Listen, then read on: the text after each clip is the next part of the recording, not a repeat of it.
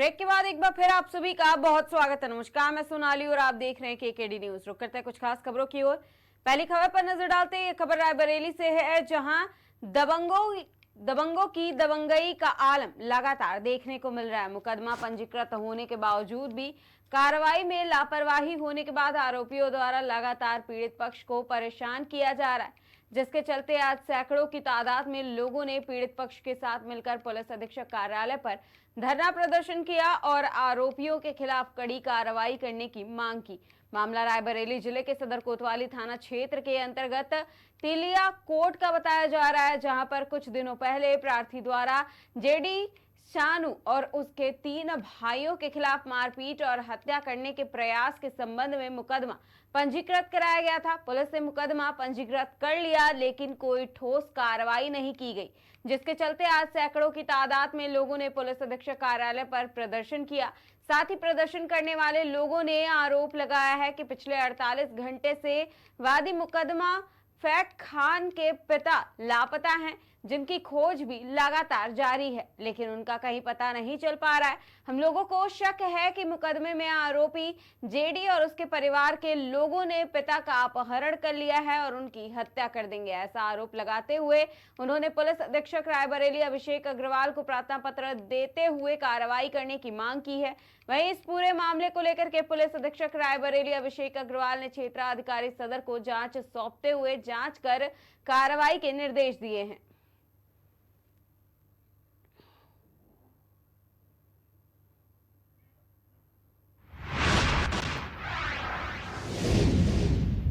रुक करते हैं अगली खबर की ओर। यह खबर हापुड़ से है, जहां श्री कृष्ण जन्माष्टमी पर बच्चों ने मोहल्ले वासियों के सहयोग से गर्भ गुफा का आयोजन किया है। हापुड़ जनपद के थाना देहात क्षेत्र के मोहल्ला पन्नापुरी के बच्चों ने मोहल्ले वासियों के सहयोग से चंदा इकट्ठा कर महाकाल और गर्भ गुफा बनाकर के श्री कृष्ण जन्माष्टमी का पर्व मनाया है।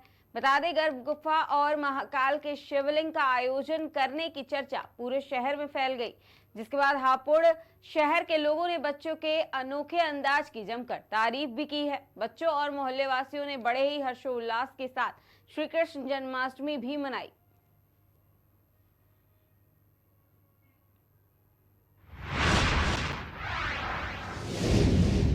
रुक करते अगली खबर की ओर। ये खबर रायबरेली से है, जहां बीच सड़क पर भाई बहन की पुलिसकर्मी ने पिटाई की है। बता दें, भाई बहन और प्रेमी प्रेमिका बता करके चौराहे पर जमकर पीटा गया है। ये भी बता दें कि भाई और उसके दोस्त को सिविल ड्रेस में मौजूद पुलिसकर्मी ने पीटा है। वहीं पीड़ित और उसका दोस्त 24 घंटे से पुलिस कस्टडी में है।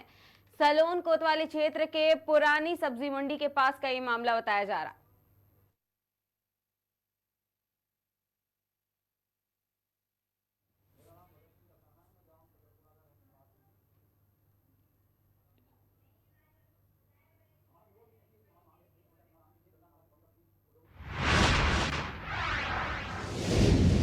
रुक करते अगली खबर की ओर। खबर लखनऊ से है, जहां मुख्यमंत्री के निर्देश पर श्री कृष्ण जन्मोत्सव पर लखनऊ के सभी थानों और चौकियों को दुल्हन की तरह सजाया गया। लखनऊ पुलिस लाइन में बड़ी धूमधाम से जन्मोत्सव का त्योहार मनाया गया। बता दें, काकोरी थाना प्रभारी निरीक्षक नवाब अहमद के नेतृत्व में उत्सव मनाया गया। दुबग्गा पारा सहित ठाकुरगंज थाना प्रभारी श्रीकांत राय ने पुलिस चौकी को खूब सजाया और पूजा अर्चना कर हवन कर भगवान श्री कृष्ण का जन्मदिन मनाया।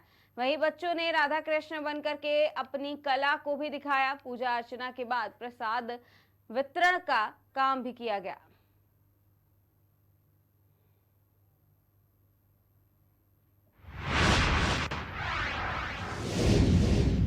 तो करते अगली खबर की ओर। ये खबर अमेठी से है, जहां लगातार 2 अलग अलग बाइक चोरी की घटना से हड़कंप मचा हुआ है। दोनों वारदात घर के सामने से अंजाम देकर के चोरों ने सनसनी मचा दी है। बता दें, चोरी की घटना सीसीटीवी कैमरे में कैद हो गई है, जिसके बाद कानून व्यवस्था पर सवालिया निशान खड़े हो रहे। जामू थाना क्षेत्र के हर गांव और दुलापुर का ये मामला बताया जा रहा। क्या घटना हुई है अभी आप?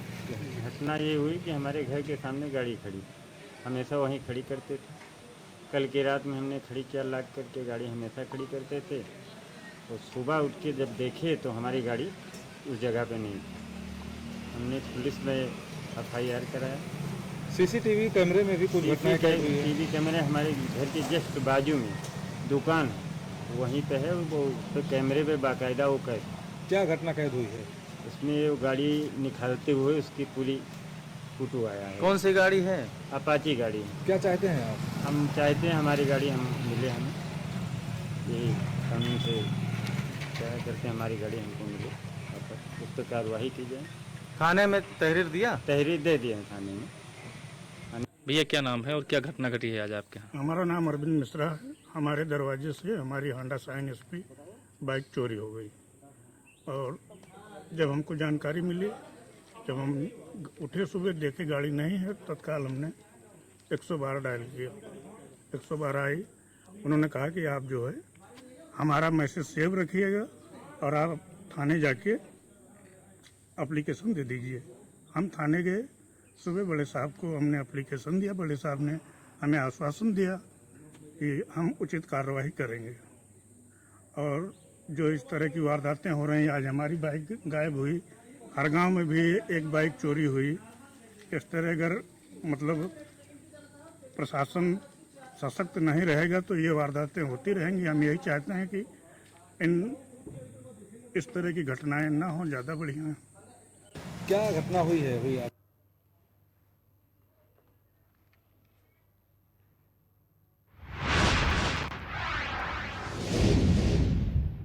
रुक करते हैं अगली खबर की ओर। ये खबर जनपद सोनभद्र से है, जहां ओबरा डैम में विभिन्न जल स्रोतों से लगातार पानी आने की वजह से डैम का जल स्तर काफी बढ़ गया है। डैम का जल स्तर 193.24 रेडियस लेवल पहुंचने के बाद प्रशासन ने सुरक्षा के दृष्टिकोण से 2 फाटक को खोलकर जल निकासी शुरू कर दी है। बता दें, फाटक खोले जाने से पहले डैम प्रशासन द्वारा रात से ही पूरे क्षेत्र में अनाउंसमेंट कर रेणुका नदी के आसपास रहने वाले लोगों को नदी में ना जाने की अपील की गई और एहतियातन अपने सामानों को सुरक्षित करने की अपील की गई है। फिलहाल डैम का जलस्तर 193 मीटर पर स्थिर है और किसी भी आपात स्थिति से निपटने के लिए जैन एई और जेई डैम की पानी पर नजर बनाए हुए हैं। ओबरा डैम के जल स्तर में भारी वृद्धि को देखते हुए डैम प्रशासन पूरी तरह से अलर्ट भी है।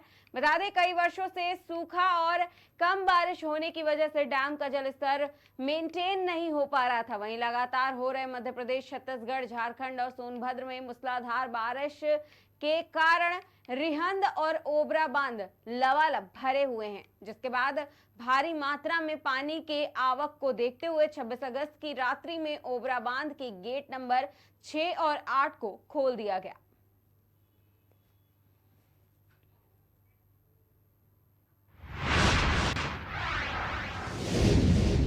रुकते अगली खबर की ओर। ये खबर फर्रुखाबाद से है, जहां मंत्री रामगिरी राज महाराज द्वारा पैगंबर हजरत मोहम्मद शाह की शान में की गई अभद्र टिप्पणी पर इस्लाम धर्म के अनुयायियों ने आज कलेक्ट्रेट पहुंचकर के एसडीएम रजनीकांत पांडे को ज्ञापन सौंपा है, जिसमें उनका कहना है कि गंगा गिरिराज महाराज संस्था सराला धीरामपुर जिला अहमदनगर महाराष्ट्र के महंत रामगिरी महाराज द्वारा इस्लाम धर्म के पैगंबर हजरत मोहम्मद साहब की शान में उनके व्यक्तित्व और उनके जीवन शैली पर अभद्र टिप्पणी कर इस्लाम धर्म के मानने वालों और पैगंबर हजरत मोहम्मद साहब के अनुयायियों की भावनाओं को आहत किया गया है और धार्मिक भावनाओं को ठेस पहुंचाया गया, जिससे इस्लाम धर्म के मानने वालों में रोष व्याप्त है। बता दें, महंत जी के विरुद्ध अधिक कार्रवाई की मांग की जा रही है और भारत सरकार द्वारा घोर निंदा करते हुए ठोस और कड़े कदम उठाए जाने की आवश्यकता है।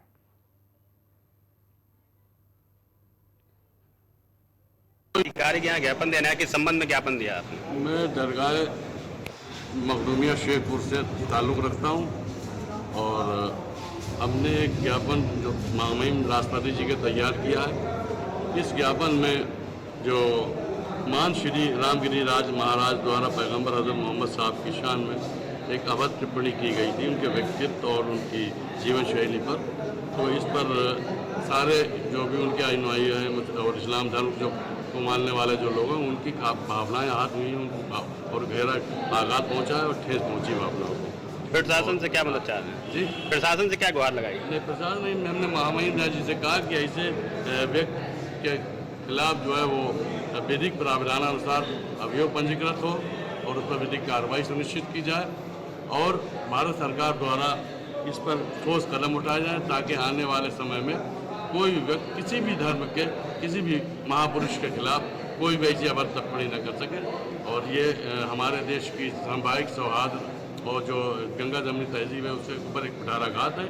इसलिए हम चाहते हैं कि हमारा भारत देश जो धर्मनिरपेक्ष सांप्रदायिक सद्भाव से रहता है, यहाँ की रचना की गई संविधान में हमें सबको मिलजुल कर मौलिक अधिकार दिए गए और सामुदायिक सद्भाव धर्मनिरपेक्षता का जो संदेश दिया गया है, जो गंगा जमनी तहजीब है जिसमें हम सारे हिंदुस्तान के विभिन्न जातियों के लोग एकता में अनेकता है, जो एकता उसमें जो अनेकता में एकता है, हम लोग सब मिलकर एक से रहते हैं और सब मिलकर एक से रहें और सब मिलकर अपने अपने धर्म का अनुष्ठान करें। उसमें किसी भी महापुरुष की अगर कोई अभद्र टिप्पणी की जाती है तो वो व्यक्तिगत नहीं होती बल्कि उसका सीधा धर्म से संबंध हो जाता है और उस व्यक्ति की मर्यादा को भंग करती है। ऐसी स्थिति में भारत सरकार इसमें ठोस कदम उठाए ताकि आने वाले समय में कोई ऐसा दुस्साहस और इसकी पुनरावृत्ति न हो सके। अधिकारी के यहाँ ज्ञापन देना है कि संबंध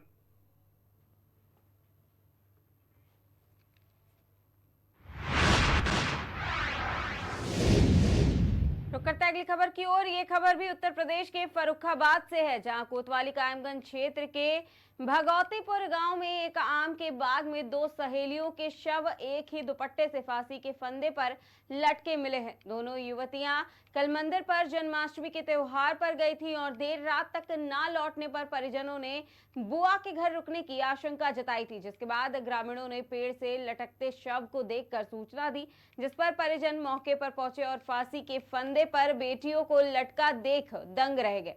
परिजनों ने दोनों बेटियों की हत्या कर शव को लटकाए जाने का आरोप लगाया है। बता दें, सूचना पर पुलिस अधीक्षक फोर्स के साथ मौके पर पहुंचे और फॉरेंसिक टीम ने जांच पड़ताल शुरू कर दी है। पुलिस ने दोनों शवों को उतार कर पोस्टमार्टम के लिए भेज दिया। मामले की जांच जारी है। कहाँ के रहने वाले हो? भगवतीपुर। तो क्या मामला है जो बच्चियाँ आपकी शाम को गायब हो गई थी? जी सर, मामला कुछ भी नहीं था। यहाँ प्रोग्राम हो रहा था मतलब मंदिर पर जन्माष्टमी का। तो ये पहले तो मतलब अपनी बुआ घर गई थी, यहाँ मामा लड़के वहाँ दिल्ली से आई थी। तो शाम को गई करीब 7:30 बजे। बुआ घर कितनी दूर है? वो यही गली में करीब 150 गाँव में ही है? गाँव में है, बीच गाँव में। तो गई तो वहाँ से लौट आई, उसने कपड़े पे थोड़े दिए, दोबारा फिर ये 9 बजे गई, पानी बरसने लगा। प्रोग्राम में गई, प्रोग्राम जाने के बाद हम ये समझे कि बुआ घर लेट गई है। तो हमने ढूंढा और नहीं मिली। तो हमने पड़ोस वालों से कुछ पूछा, फिर भी नहीं मिली। तो हमारी पड़ोस में भाभी है, वो यहाँ लेटिंग करने से आई करीब 5:30 बजे 6 बजे। उन्होंने बताया कोई यहाँ वो लटका हुआ पेड़ पर है। तो हम तुरंत भागे। हमारी बहू ये बोली कि वो तो अपनी लड़की तो नहीं है। तो देखो तो दोनों लड़कियाँ मतलब लड़की मिली। अच्छा, दूसरी लड़की किसकी थी?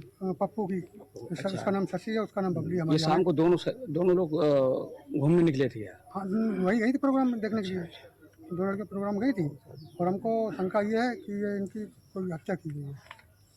अच्छा, दोनों शादी हो चुकी थी? नहीं, शादी नहीं हुई। एक की उम्र 18 साल की लगभग है, हमारी बबली की, और उसकी उम्र करीब 15-16 साल की। अच्छा, इनके पास से क्या क्या मिला है? इसके पास एक मोबाइल रखा हुआ पेड़ के बीच में और चप्पल थी और कोई नहीं सामान था। अच्छा, फांसी लगाई कैसे इन लोगों ने? और दुपट्टा था एक बीच में पड़ा हुआ है और दोनों दुपट्टा इकट्ठे करके और सैंपल एक पड़ा हुआ है दोनों। तो एक ऊपर थी, एक नीचे थी। एक ही दुपट्टे में लगाई दोनों? नहीं, दुपट्टा दो मतलब अलग अलग थे, गाड़ी लगाई दोनों, बीच में जोड़ दिया था। तो एक में अलग थी, एक में अलग थी। पुलिस को सूचना दी क्या? हाँ, पुलिस को हमने मतलब 18 को नंबर लगाया, उनका फ़ोन उठा नहीं। फिर हमने 112 बुलाई, फिर एक बार लगाया, 20 बार लगाने के बाद तब नंबर लगा। कौन कौन आया था पुलिस से? शायद 62 नंबर आई थी शायद। हाँ, पहले फिर बाद में ये जो छोटा साहब आए, एसपी साहब भी आए। अच्छा। और एसपी साहब और सी साहब भी आए और वो अपने जाने लगे। फॉरेंसिक टीम भी आई है, उन्होंने कोई जाँच नहीं की। पोस्टमार्टम मतलब उन्होंने वो मतलब लाश जो है ना ये सील कर दी, इनका मतलब कोई जांच नहीं की यहाँ पर। पोस्टमार्टम के लिए बॉडी भेज दी अभी क्या? हाँ, अभी गई गाड़ी। कायमगंज घटना हुई, उसके बारे में सर अवगत कराइए। देखिए, आज सुबह थाना कायमगंज के गांव भगवतीपुर से सूचना मिली कि गांव के पास एक बाग है, उसमें एक पेड़ से 2 लड़कियों के शव लटके हुए प्राप्त हुए हैं। घटना की सूचना पर पुलिस ने मौके पर जाके छानबीन की। ये पाया कि वहाँ पे 2 लड़कियाँ, एक की उम्र 18 और दूसरी की 15 बताई जा रही है और वो दोनों बहुत क्लोज फ्रेंड्स हैं, आपस में पड़ोसी भी हैं। दोनों के शव वहाँ एक ही दुपट्टे से 2 दुपट्टों को उन्होंने आपस में टाई करके और एक पेड़ की टहनी से एक दुपट्टे के एंड से एक लड़की और दूसरी दुपट्टे के एंड से दूसरी लड़की के शव वहाँ लटके हुए मिले। प्रथम दृष्टया देख करके ऐसा लग रहा था कि लड़कियों ने वहाँ पे पेड़ पे चढ़ करके ऐसा किया है, परंतु जो भी घटना है इसके बारे में पोस्टमार्टम के बाद पूरी तरह से इस पूरे घटनाक्रम का पता चल पाएगा। मौके से एक फ़ोन भी मिला है जो पेड़ के पास रखा हुआ था, और एक सिम एक लड़की के कपड़ों से बरामद हुआ है, जिस सिम की डिटेल निकाल करके उसमें आगे जानकारी प्राप्त की जा रही है। घर वालों से भी तहरीर प्राप्त कर ली गई है, जिसमें उन्होंने घटना के कारणों का पता लगाने के लिए पुलिस के पास आवेदन किया है और पूरे प्रकरण की जांच करके इसमें अग्रिम कार्रवाई कराई जा रही है। कहाँ के रहने वाले?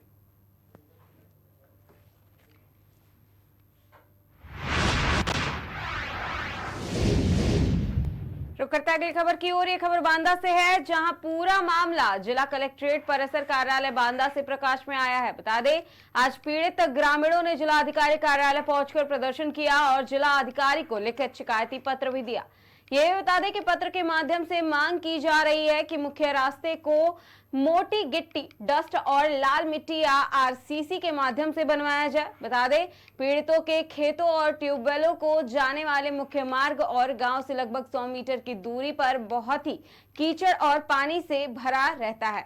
रास्ते के दोनों तरफ कटीले तार लगे हुए हैं। कई बार छोटे छोटे बच्चे, महिलाएं और अन्य इस रास्ते में गिरकर गंभीर रूप से घायल। मेरा नाम देवेश कुमार मोहन, हम लोग ग्राम पंचायत परतौड़ा के मजरा बरेटी अस्करण के निवासी हैं।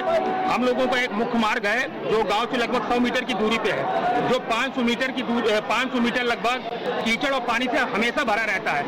और हम लोगों का मुख्य व्यवसाय, हमारे लोगों का सब्जी का अधिकतर हम लोगों का काम है, जिससे हम लोग अपने परिवार का जीवन यापन करते हैं। सब्जी तोड़ने के लिए हम लोग को खेतों में जाना पड़ता है, ट्यूबवेल में जाना पड़ता है। 500 मीटर की दलदल को हम लोग को क्रॉस होकर हमारे बच्चों को, महिलाओं को, गाँव वालों को होकर जाना पड़ता है, जिससे कई बार हमारी महिलाएं, हमारे माता बहनें, हमारे छोटे छोटे बच्चे उस दलदल में गिर के कई बार गंभीर रूप से घायल हो चुके हैं, जिसको लेकर के आज हम लोग जिलाधिकारी महोदय के यहाँ अपना ज्ञापन देने आए हुए हैं कि जल्द से जल्द हमारी इस समस्या का निस्तारण करवाते हुए हमारे इस मार्ग को बनवाने की कृपा करें। देवी दीन बरेठी स्थान तहसील कौन लगता है? बांदा। अच्छा, क्या समस्या, क्यों आए हो? यहाँ हमारे हार की जो का ट्यूबवेल जाने आने की रास्ता है वो बड़ी गंभीर स्थिति से गीली है, उसमें मवेशी और लोग, औरतें गिर जाती हैं फिसल करके, उसमें बड़ी थकान पड़ती है, बहुत मुसीबत से आने जाने में दिक्कत पड़ती है। क्या चाहते हैं आप? हम उस रास्ता को खंजा कराना चाहते हैं। खंजा रास्ता बन जाए है? तो आज कहाँ आए थे आप? आज यहाँ जिला अधिकारी के पास आए। मेरा नाम देवेश कुमार।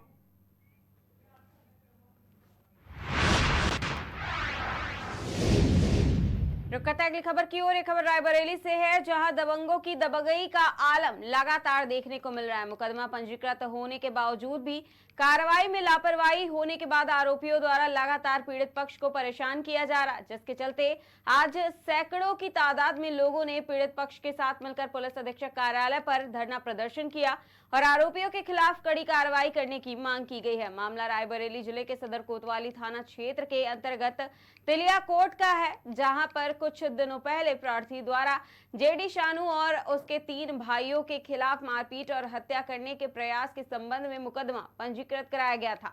पुलिस ने मुकदमा पंजीकृत कर लिया, लेकिन कोई ठोस कार्रवाई नहीं की गई, जिसके चलते आज सैकड़ों की तादाद में लोगों ने पुलिस अधीक्षक कार्यालय पर प्रदर्शन किया है। साथ ही प्रदर्शन करने वाले लोगों ने आरोप लगाया है कि पिछले 48 घंटे से वादी मुकदमा फैक खान के पिता लापता हैं, जिनकी खोज भी लगातार की जा रही है, लेकिन उनका कहीं पता नहीं चल पा रहा है। हम लोगों को शक है कि मुकदमे में आरोपी जेडी और उसके परिवार के लोगों ने पिता का अपहरण कर लिया है और उनकी हत्या कर देंगे, ऐसा आरोप लगाते हुए उन्होंने पुलिस अधीक्षक रायबरेली अभिषेक अग्रवाल को प्रार्थना पत्र देते हुए कार्रवाई करने की मांग की है। वहीं इस पूरे मामले को लेकर पुलिस अधीक्षक रायबरेली अभिषेक अग्रवाल ने क्षेत्राधिकारी सदर को जांच सौंपते हुए जांच कर कार्रवाई के निर्देश दिए।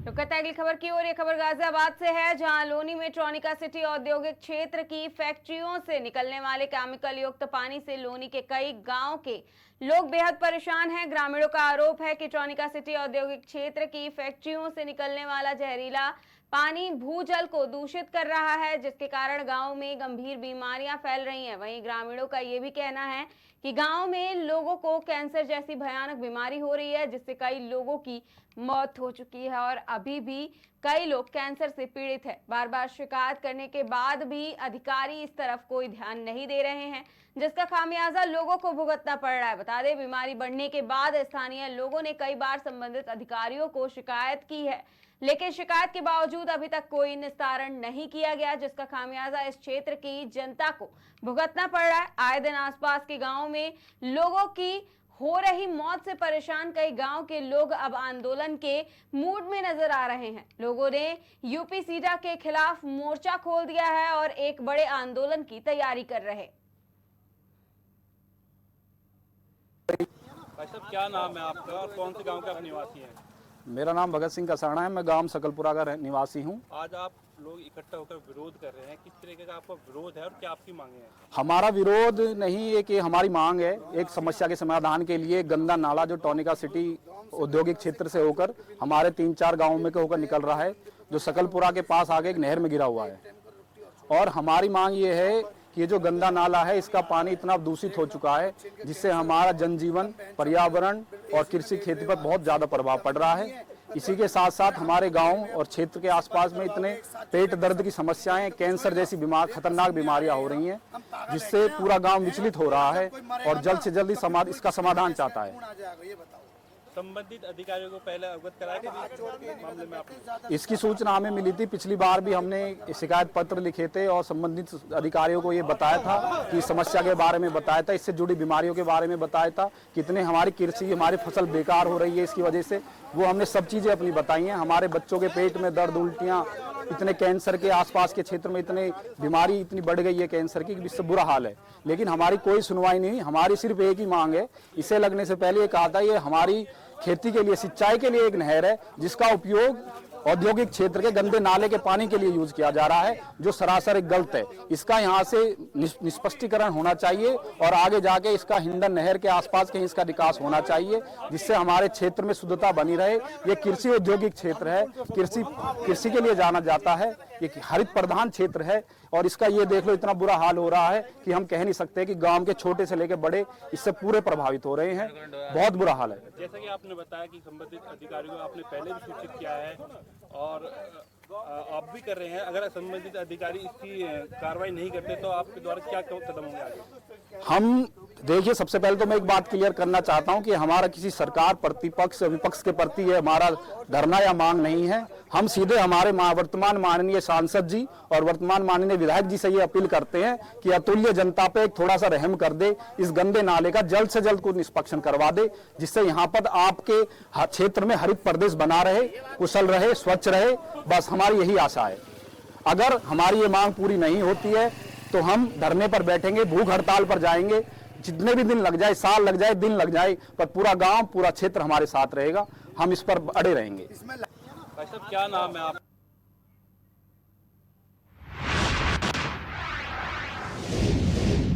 रुक करते हैं अगली खबर की ओर। एक खबर लखनऊ से है, जहां वक्फ संशोधन अधिनियम को लेकर के आम आदमी पार्टी के राज्यसभा सांसद संजय सिंह ने इस्लामिक सेंटर ऑफ इंडिया के अध्यक्ष मौलाना खालिद रशीद फरंगी महली से मुलाकात करके संबंधित बिल पर चर्चा की है। वक्फ संशोधन अधिनियम 2024 को लेकर के ज्वाइंट पार्लियामेंट की कमेटी बनाई गई है, जिसमें सांसद संजय सिंह सदस्य रहे।